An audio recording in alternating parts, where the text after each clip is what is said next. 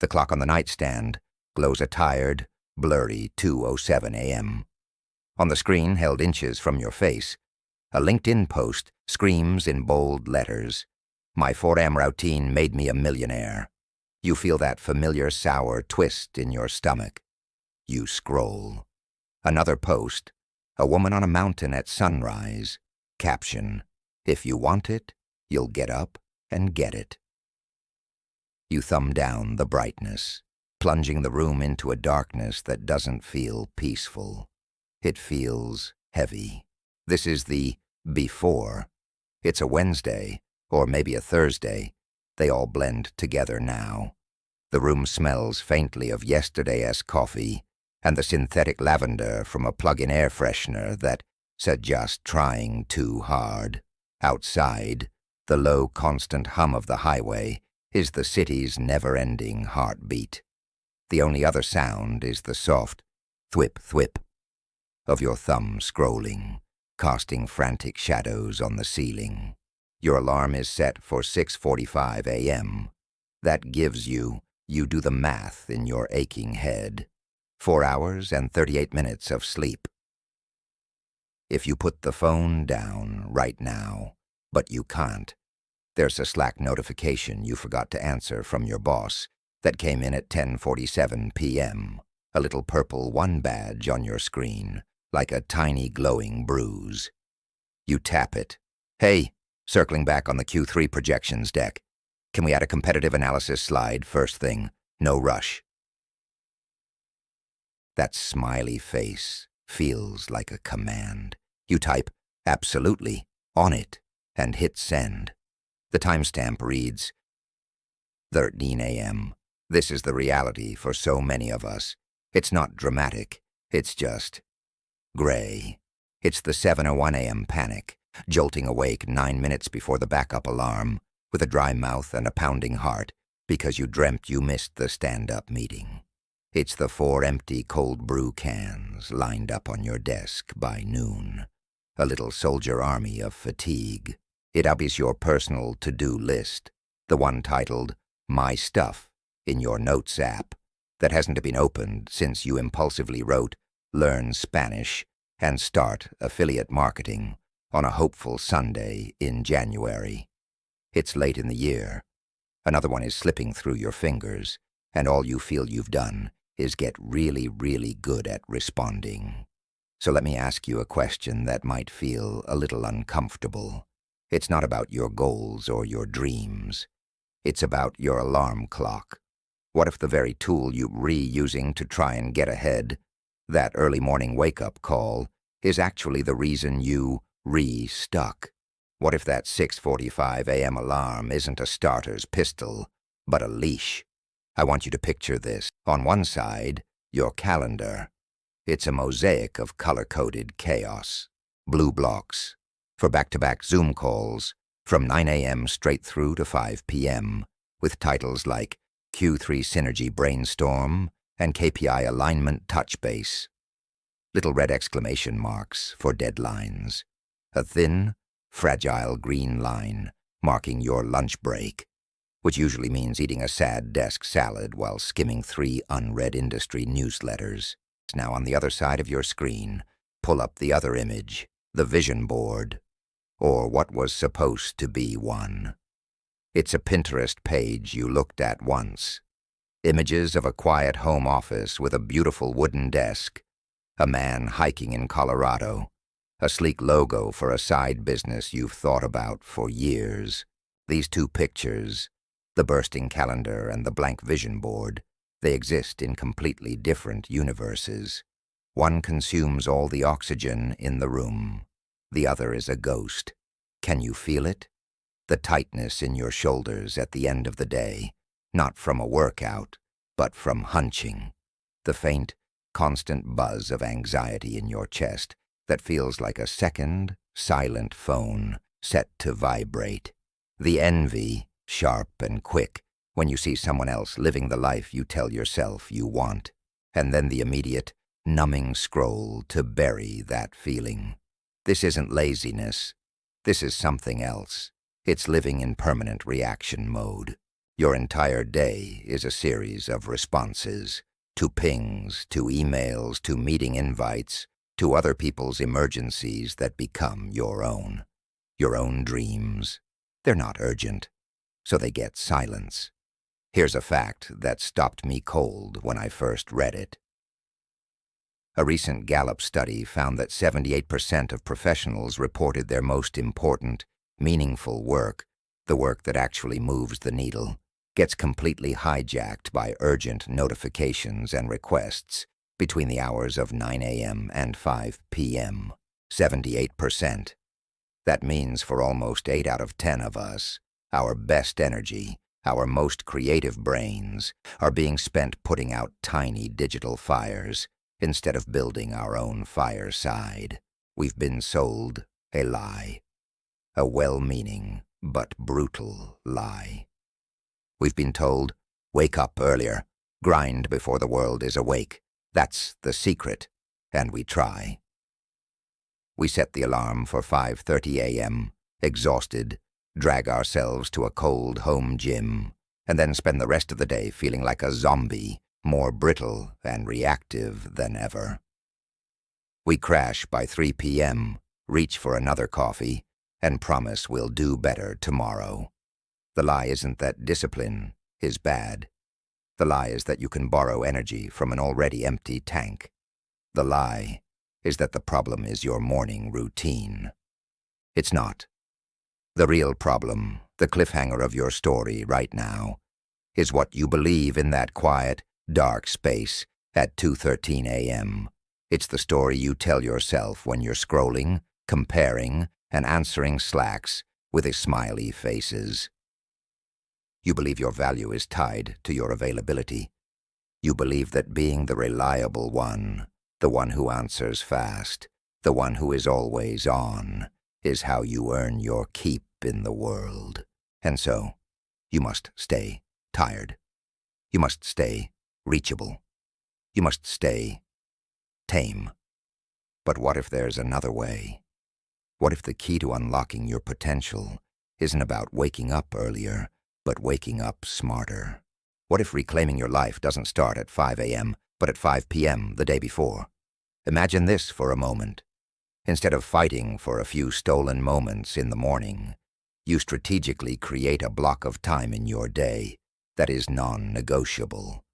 Not for your job, not for your boss, but for you.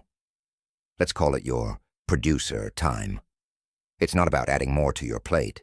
It's about fundamentally changing how your plate is organized. The first step isn't a new app or a new journal. It's a conversation. With yourself, and then with your team, or your boss. It sounds like this. To deliver the highest quality work on our most important projects, I'm going to be dedicating a 90-minute block every day to deep, uninterrupted work. During this time, I'll be offline. I'll always be available for true emergencies, but this focus time will allow me to be more proactive and less reactive. You're not asking for permission to do less work. You're explaining how you're going to do better work. It reframes your value from fastest responder to most effective contributor. The second step is to guard that time, like a dragon guards its gold. Turn off the notifications, close the email tab, put your phone in another room. The first few times you do this, it will feel terrifying. Your brain, conditioned for constant stimulation, will scream for a distraction. Let it scream. Your job is to sit there and focus on that one thing you said you would do. Your vision board, your business plan, learning that new skill. And here's where the magic really happens. When you consistently protect this time, something shifts. You start your day not with a sense of dread, but with a sense of purpose. You know that no matter how chaotic the meetings get, you have a scheduled appointment with your own future. The 9 to 5 becomes a part of your day, not the entirety of it. This isn't a fantasy. It's a strategy. It's how you stop being Mark, scrolling at 2 a.m., and start becoming the person you see on your vision board. You don't need to quit your job or move to a mountain. You just need to reclaim 90 minutes. So here's my challenge to you. Tonight, before you go to sleep, don't just set your alarm. Open your calendar. Find a 90-minute slot sometime tomorrow. It could be first thing in the morning or right after lunch. Label it producer time. And in the notes, write down the one thing you'll work on that has nothing to do with responding to someone else. Then, honor that appointment. Do it for one day, then try it for a week. See what happens when you stop trying to win the morning and start trying to win your life back. One focused block at a time. The goal isn't to become a millionaire by 4 a.m. The goal is to feel like yourself again. Thanks for watching. If this resonated with you, let me know in the comments. And don't forget to subscribe for more. But what if there was a slice of time so quiet, so profoundly yours, that the world's endless performance couldn't follow you there? What if you could find not just an hour, but a completely different state of mind that the hustlers and the grind-set influencers Dante talk about? A secret that feels less like a boot camp and more like coming home. I want you to do something with me right now as this part of our story ends. Look at your phone, not to check anything. Just look at it, see it for what it is in your hand, the world's most demanding doorbell. Tonight, we're not going to talk about waking up. We're going to talk about shutting down, because the first, bravest step into a new life isn't an action. It's a declaration of peace. And it starts with a single, simple decision you can make long before the sun even thinks about rising. Remember the feeling? That 2:13 a.m. scroll, the dry mouth, the heavy darkness. We left Mark there, in his Austin apartment, a prisoner of his own glowing screen. But today, we're going to pull back the curtain on why he's really there, and why you might find yourself in a version of that same room, night after night. It's not about being lazy. Let's just get that out of the way right now. Mark isn't lazy. The woman in Denver we're about to meet, she wasn't lazy either. You, listening to this, you're not lazy. If you were, you wouldn't care. You wouldn't feel that knot in your stomach when you see someone else living a life you want. Laziness is simple. What we're dealing with is something much more complicated and, honestly, more painful. It's an identity trap. Let me introduce you to Maya, or at least the story of Maya. She was a marketing director in Denver, 35 years old, and from the outside, she was the picture of success. Her Instagram was a curated gallery of 5 a.m. sunrise hikes, her perfectly organized desk with a green smoothie in the corner, and inspirational quotes about crushing goals. She had 2,300 followers who watched her grind in real time. She was the performative productivity queen, and she was utterly, completely miserable. I want you to picture her, not on the mountain, but at 7:45 p.m. on a Tuesday. Her laptop is open on her kitchen counter, next to the remnants of a microwaved dinner. She's drafting an email, her third revision, to a junior team member. Her fingers are poised over the keyboard, her brow furrowed. She's crafting the perfect balance of encouragement and subtle pressure. She needs to sound supportive, but also in charge. She needs to be the leader. This email takes her 12 minutes, 12 minutes of intense mental choreography. She hits send, and immediately, her shoulders drop an inch. She feels a tiny, fleeting hit of accomplishment. See? Her brain whispers, "You're so reliable. You're the one who cares." That whisper, right there, is the villain. It's not a dramatic, mustache-twirling bad guy. It's a quiet, convincing voice you've probably heard your whole life. It's the false belief that says, "My value is in my availability. My worth is proven by my immediate response." Think about it. When you're the first to answer the Slack message in the evening, what do you feel? A little spark of, I'm on it, I'm indispensable. When you volunteer for the extra project, even though your plate is overflowing, there's a moment where you feel seen, important. We've built an entire ego around being the reliable one, the responsive one, the one who gets things done. And to feed that ego, we have to stay perpetually on call. We have to be drained. Because if we were full, if we were focused on our own deep work, we might miss a ping. We might be unavailable. This is the identity trap. You've become a performer, and your stage is the entire world.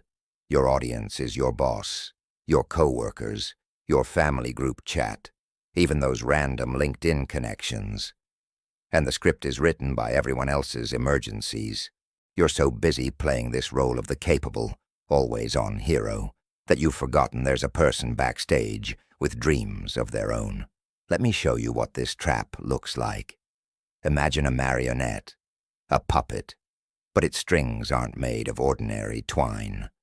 They're made of glowing threads, bright blue text message threads, harsh white email chains, pulsing red app notification badges. Each string is tied to a part of you. One to your wrist, making you pick up the phone. One to your jaw, forcing a polite smile on a Zoom call you don't need to be on. One directly to your chest, tugging with every urgent request. You dance on that stage, and from a distance it might look graceful, but you can feel every pull. You're constantly off balance, waiting for the next tug. For Maya, the crash came on a perfectly ordinary Friday. She was in a quarterly planning meeting, sharing her screen. Mid-sentence, her vision just swam. The numbers on the spreadsheet blurred into gray water. Her heart started hammering against her ribs, a loud, frantic drum in the sudden silence of the room. She managed to croak out, "I'm so sorry, I need a minute," before fumbling to turn off her camera. She just sat there, in her expensive ergonomic chair, staring at her own trembling hands, breathing in shallow gasps. It wasn't a heart attack. It was her body finally screaming what her mind had been ignoring for years. I cannot perform this role for one more second. The doctor would later call it acute burnout and anxiety. Her therapist called it identity exhaustion. She had built a personality out of productivity, and the foundation was pure sand. All those 5 a.m. gym posts, fueled by anxiety, not purpose. The perfect emails, a cry for validation, the constant availability, a fear that if she ever went silent, people would realize she was a fraud. Here's a fact that might explain a lot. In 2025, researchers at UC Berkeley did a brain imaging study.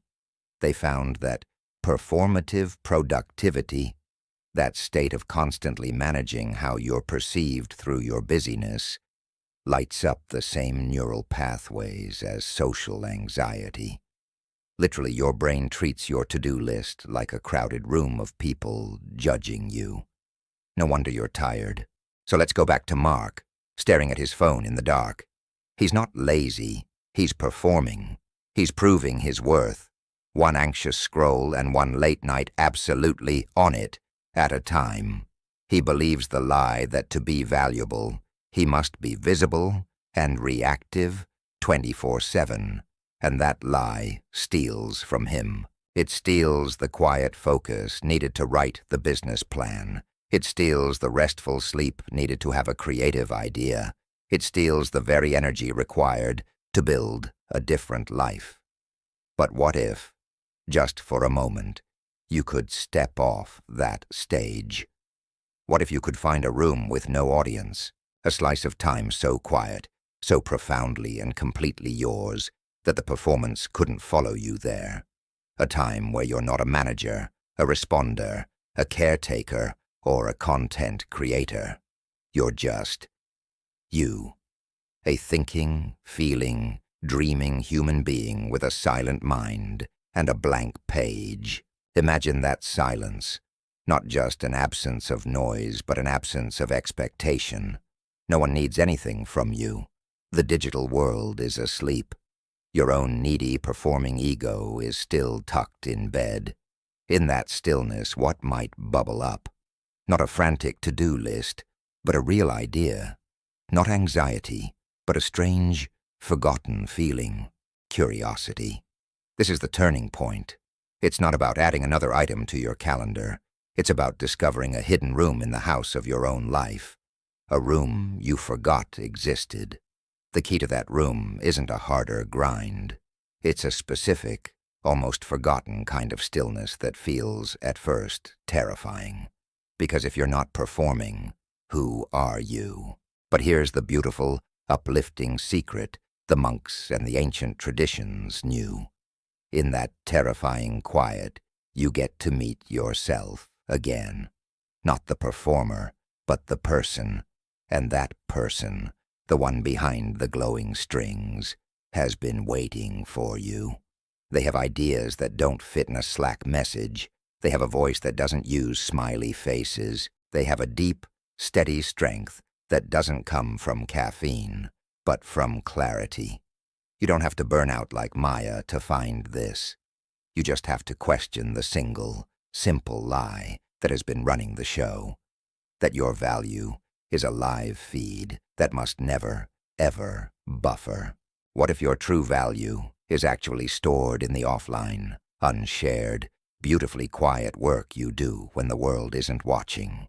What if the most important response you'll ever give is not to a notification, but to a quiet, persistent dream that's been whispering to you for years?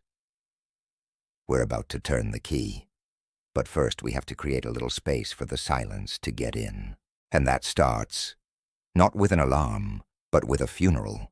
A small, peaceful funeral for the thing that rings the loudest. Don't worry, it's simpler than it sounds, and I'll meet you right there in the next part, with your first, real breath of free air.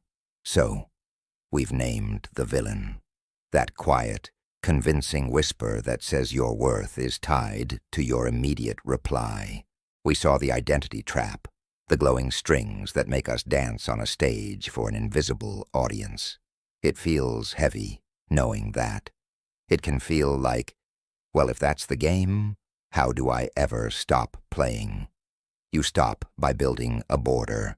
A small, simple, peaceful border around a tiny piece of your life. Not with a dramatic revolution, but with a tiny, almost silly rebellion. It's 9:42 p.m. on a Thursday, 3 days after Labor Day, 2024. Mark is on his couch in Austin, the blue glow of a baseball game on the TV, his phone in his hand. He's half watching, half scrolling through a Twitter thread about AI. His brain feels like static, that end-of-day fuzz where nothing sticks. And then he remembers the first step, the thing we talked about. He feels the immediate physical resistance, a tightening in his chest. It's only 9:42, he thinks. I usually go to bed at 11. What if Sarah messages about the project? What if my sister calls? What if... The what-ifs arrive like a well-trained army, ready to defend the status quo. This is the internal battle. It's not fought with swords, but with logistics. It sounds reasonable. It sounds responsible. But Mark is so tired of being tired. He mutes the TV. The sudden silence is loud. He looks at his phone, this sleek little rectangle that contains his entire work life, his family, his friends, the entire world's noise. The instruction was simple. The 9:45 p.m. phone funeral. Not throwing it away, just giving it a specific resting place outside the bedroom. He stands up. The floor is cool under his socks. He walks down the short hall, past his dark bedroom, and into the bathroom. It smells faintly of clean towels and mint toothpaste.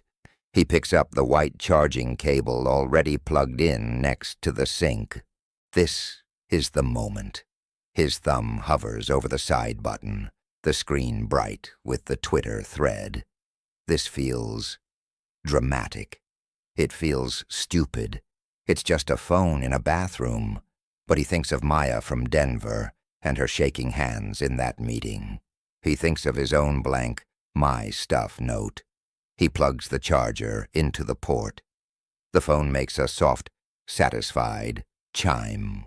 He sets it down on the cool porcelain of the sink counter, screen facing down. The blue glow is gone, replaced by the quiet off-white light of the bathroom bulb. He says the words out loud to the empty room. His voice sounds strange in the quiet. My availability is closed. It feels awkward. It feels like he's talking to himself, which he is. But there's also a tiny fizzy sensation in his stomach. Not quite excitement. More like a release of pressure. Like he's just put down a heavy bag he didn't realize he was carrying. He walks back to the living room. The TV is paused on a batter mid-swing. For the first time in maybe years, he is in a room with no active screens, no live feed, no pulsing badge. He just sits on the couch in the quiet. He can hear the low hum of his refrigerator. He can hear a distant dog bark 2 streets over. He can hear the soft rustle of an oak tree outside his window. These were sounds that were always there, buried under the digital noise. He doesn't know what to do with his hands. He literally looks at them, resting on his knees. This is the itch, the neurological itch to reach, to scroll, to check. It's a physical craving. He breathes through it. He lasts about 8 minutes before the thought arrives. Just go check to make sure it's charging. He almost gets up, but he doesn't.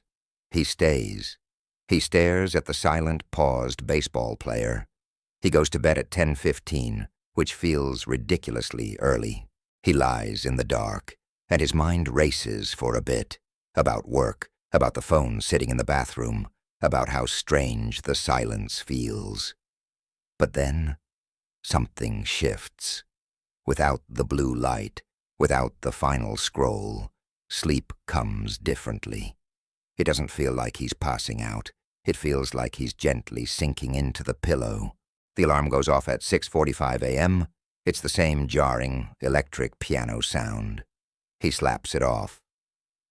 The usual panic starts to rise, the mental checklist of emails, the stand-up meeting. But then he remembers. His phone isn't here. It's in the bathroom. He gets out of bed. The morning light is a soft peach color, slicing through the blinds. He pads down the hallway, his feet on the cool hardwood. He pushes open the bathroom door. There it is, his phone, exactly where he left it, screen down on the sink. For a full 60 seconds, he doesn't touch it. He just looks at it. This small black device, it looks inert, harmless, just a tool. He brushes his teeth, looking at himself in the mirror. The water is cold. The mint of the toothpaste is sharp and clean. He spits, rinses. He can hear birds now, a whole chorus of them, celebrating the sunrise he usually sleeps through. Then he picks up the phone. He turns it over. He presses the button. The screen explodes to life. 3 new emails, 2 Slack notifications, a text from his mom sent at 10 p.m. The world comes rushing back in, a tidal wave of digital demands. But something is different. He had 60 seconds of silence first. He took a full breath before diving into the ocean. It's a crack, the tiniest hairline fracture in the wall of constant reaction. This is the microscopic victory. It's not writing a book. It's not launching a business. It's 60 seconds of breathing room before the storm. It's proving to yourself that you can exist, just for a minute, without being plugged into the hive mind, that you are separate from the notifications. This feels trivial. It feels so small it's almost embarrassing. This is where 95% of people quit. They think, this little thing, this won't change anything.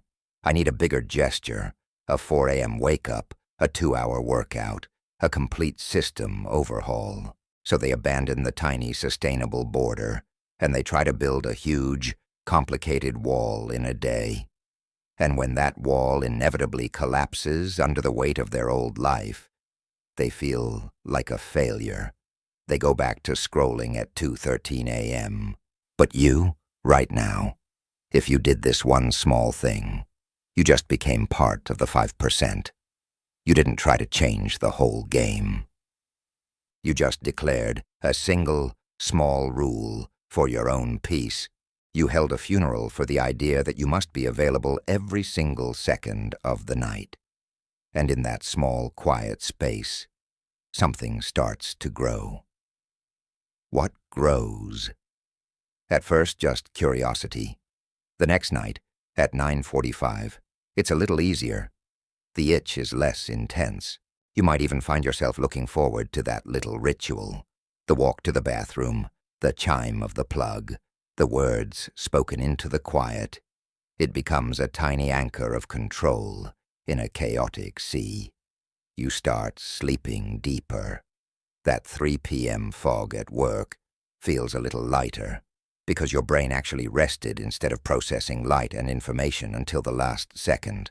Here's a fact that will give that tiny victory some teeth. The average American touches their phone 17 times a day. Just by removing the bedtime scroll and the first thing in the morning grab, researchers found people reduced their cortisol spikes, that stress hormone, by 31% in just 1 week. 31% less chemical anxiety from one small change. So you've created a border. You've protected a small patch of peace at night and a tiny beachhead of calm in the morning. The performance is paused. The strings are still there, but they're not pulling you for these few precious minutes. Now, a beautiful question emerges from that quiet. It's a question your performing busy self never had time to ask. Now that you have this tiny fertile patch of silence, what do you want to plant there? What single, quiet thought or dream would you like to water in the absolute peace of a time when the entire world, and even the performing version of you, is fast asleep? We are about to explore the most surprising, quietest, and most powerful hour you will ever claim. It's not about stealing sleep. It's about discovering a secret layer of time that has always existed. A layer the most focused thinkers and creators throughout history have quietly used. And the key to it is already in your hand. It's the peace you just created. Let's go find that hidden room together. The peace is the foundation. That quiet you've carved out at 9:45 p.m., that 60-second breath in the morning before you pick up the world, that's not the end. That's the runway. And now, we're going to talk about what it feels like to actually take flight in the dark, while everyone else is dreaming. It's 2:55 a.m. on a Tuesday in mid-October.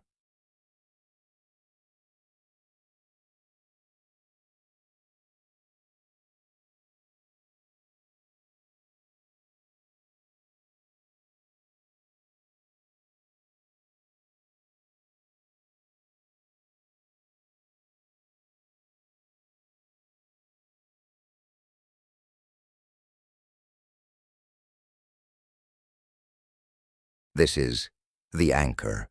It's not coffee. Coffee comes later. This is pure, simple wake-up for your cells. Then he does something that feels a little crazy. He walks to his apartment's front door, unlocks it, and steps out onto his small second-floor balcony.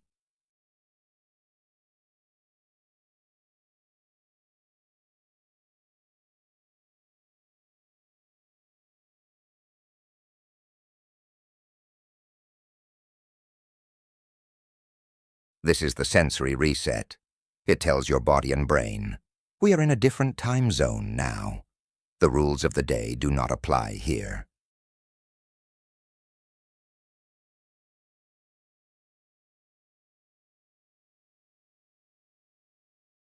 He clicks the pen open. The sound is enormous in the quiet. This is the download. 3:10 a.m. He puts the pen to the first blank line and just starts writing.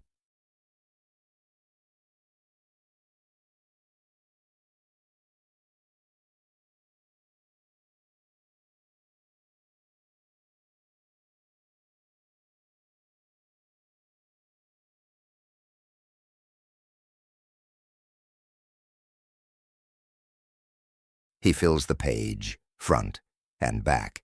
His handwriting's a messy scrawl. This is the secret hack. You're not writing to create something. You're writing to empty the cup. You're getting the noisy, performing, anxious day mind out of the way so something else can speak. When the page is full, he stops.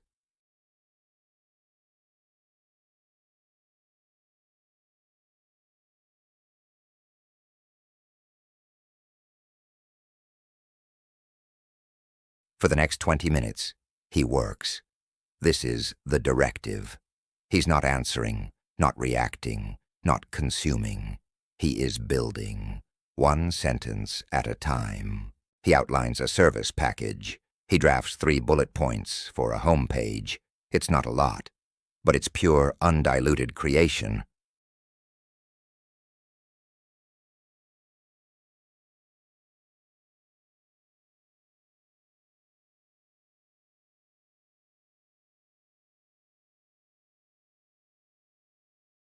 This is the fortification, feeding your mind with intention, not algorithmically selected chaos, no blue light, just paper and ink and ideas. At 4 a.m. he marks his page, closes the book, and goes back to bed. His pillow is still warm. He falls asleep almost instantly, a deep, dreamless sleep.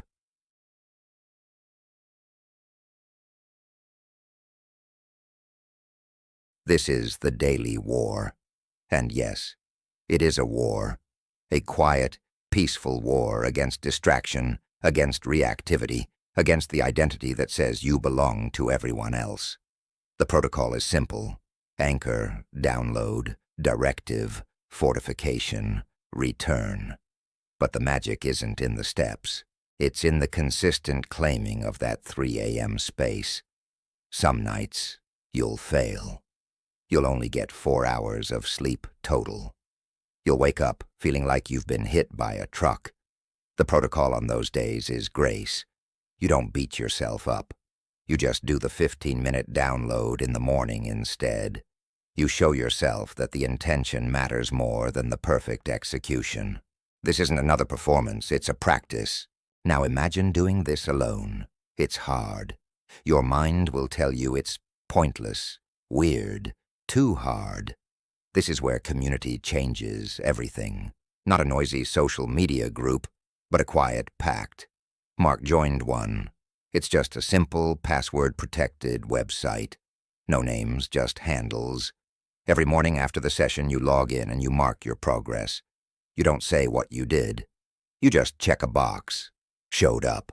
You can see other handles checking in. Chicago teacher, checked in at 3:15 a.m. Portland coder is here. Atlanta mom, checked in. You see a live, updating word count tracker for people's directive projects. You see Denver writer just hit 25,000 words on their novel. No comments, no likes, just silent, shared witness. You are not crazy. You are part of a small, quiet army reclaiming their minds in the dark. Watch the progress over weeks. Not in big leaps, but in small, visual wins. A stack of filled notebooks grows on the shelf. The Project Atlas document goes from a blank page to 30 pages. The screen time graph on your phone plummets from an average of 6 hours a day to 2. You start noticing the time lapse of your own life. Less frantic typing, more calm writing. Less scrolling in line at the coffee shop. More just standing there, thinking your own thoughts. The transformation isn't about output at first. It's about the quality of your own inner silence. Here is the surprising, ancient truth behind this. Early medieval monks had a practice called vigils. They would wake in the deepest part of the night, around 3 a.m., to pray and read. But their writings reveal it wasn't just about piety. They believed the mind, startled gently from sleep, existed in a unique state, free from the ego and the distractions of the day, capable of profound lucidity and creative insight. This practice was sometimes banned or restricted in certain orders. Why? Because it gave the individual a direct line to their own thoughts and purpose, independent of the institution's hierarchy. It fostered what they called dangerous autonomy. They knew that a mind that thinks for itself in the quiet hours becomes powerfully, beautifully difficult to control. You're not tired at 3 p.m. anymore. You have a secret. Your workday feels shorter, not because it is, but because you've already satisfied your deepest need for purposeful work. You speak less in meetings, but what you say carries more weight. The constant buzz of anxiety in your chest has been replaced by a low, steady hum of clarity. But the real change, the one that startles you, isn't on your to-do list. It's in your voice, not with an apology, but with a quiet you'll hear it one day when you say no to an unnecessary meeting, calmly, with a simple reason, certainty that your time, that reclaimed, sacred time, has value. People will notice. They won't understand why you seem different. You just seem more solid. The war is daily. The quiet victory is forever. You have found the hidden room in your own life. You go there every night to meet the person you're behind the performance. And that person, it turns out, had incredible things to say all along. All they needed was the silence to say them. It's a bright, crisp Tuesday in March 2025. 6 months since that first 9:45 p.m. phone funeral. Mark is sitting in a coffee shop in downtown Austin, but he's not working on his day job's presentations. He's looking at a different screen. On it is a simple, clean website. The header reads, Atlas Logistics Consulting, and in the top right corner, a notification bubble blinks. New client inquiry. He doesn't feel a jolt of frantic excitement. He feels a deep, warm surge of quiet pride. This is the tangible result. The Mat Project Atlas, document that started as 3 bullet points in the 3 a.m. dark, is now a real, functioning website. It has brought in its first 3 clients, generating just over $500 last month. It's not enough to quit his job.